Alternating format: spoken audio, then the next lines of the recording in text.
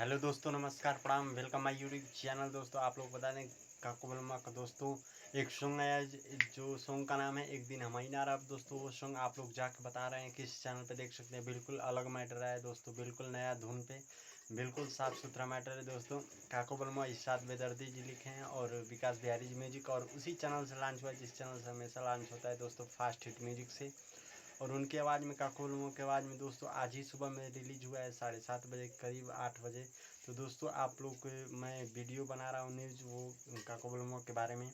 तो क्या आप लोग जाके नहीं देखे हैं तो जल्दी से देखिए और कमेंट में बताइएगा कि वो सॉन्ग कैसा है। सुन के अगर जो भाई सुन लिए हैं तो कमेंट कर दीजिए, जो नहीं सुने हैं तो जाके जल्दी सुन के आइए और कमेंट कीजिए हमारे वीडियो पे। और वीडियो को ज़्यादा से ज़्यादा शेयर कीजिए ताकि जितने भी काको बलमुआ के फ़ैन हैं वीडियो को जाके देख सकें वहाँ, और उनका फॉलोअर बढ़ाएं, लाइक बढ़ाएं, कमेंट बढ़ाएं, क्योंकि काको बलमुआ एक बहुत ही अच्छे सिंगर हैं, अच्छे कलाकार हैं दोस्तों। धन्यवाद।